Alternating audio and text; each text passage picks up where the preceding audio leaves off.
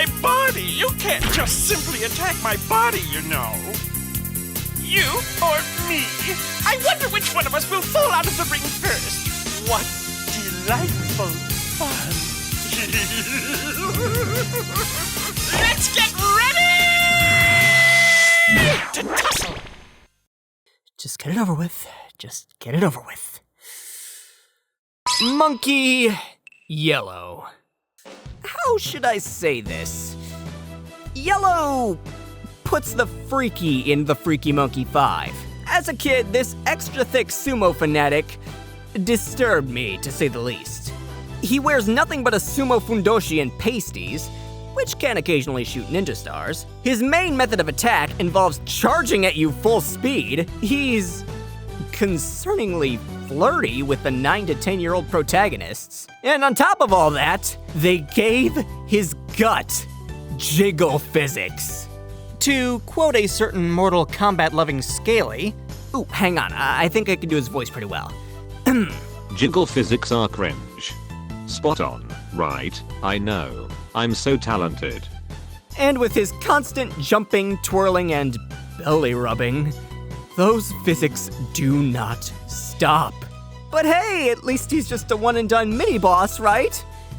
I won't have to see his giant beady-eyed face glaring at me anymore, right?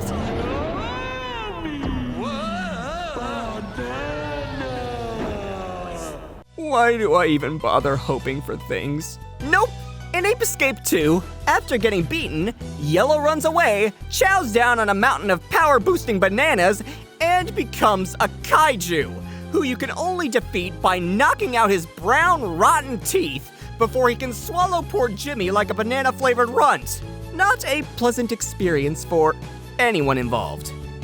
Let's just get this Chunky Monkeys matchup out of the way so I can purge him from my memories. Majin, who the heck are you? Why, you little... That's it! Every time, man! Every time! I'm sick of this treatment! All right, man. I get it. You want to fight me, is that it? Cool. I was just looking for an opponent anyway. Why, you... I'll pulverize you! I'll cut you up! Then I'll put you back together and do it again! Little unnecessary backstory here. My first Street Fighter game was Super Street Fighter 4, Arcade Edition. Prior to playing it, I knew next to nothing about Street Fighter. But after playing it, I realized I sucked at Street Fighter and never touched it again. But on the positive side, it also introduced me to plenty of cool new characters. Way too many, if I'm gonna be honest. I mean, at the same time I met the series mainstays like Ryu, Ken, Akuma, Chun-Li, and M. Bison, I also got introduced to some of the crazier, newer characters, like the cool, uncaring bruiser Cody Travers, the gentlemanly pugilist Dudley, the extremely out-of-place turquoise-haired oil wrestler Hakan, Jurihan, and the infamous self-proclaimed rival of Ken Masters, Rufus. In a way, Rufus is to Ken what Dan Hibiki is to Ryu.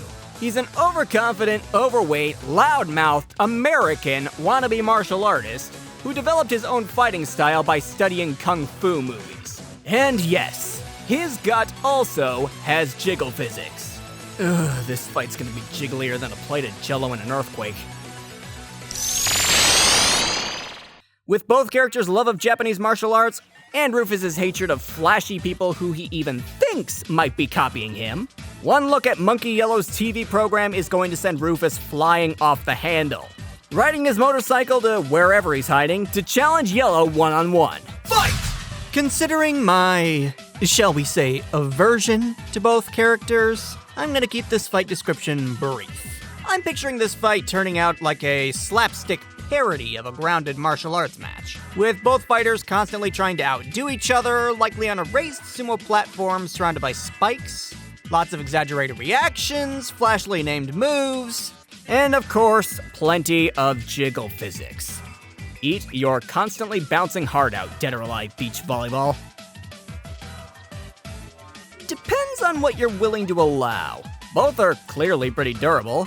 Yellow can land on metal spikes without visible damage, and Rufus survived a beating from Ken Masters, who if you look at Smash Bracket's match with him and Terry, can take out someone who can suplex people into orbit.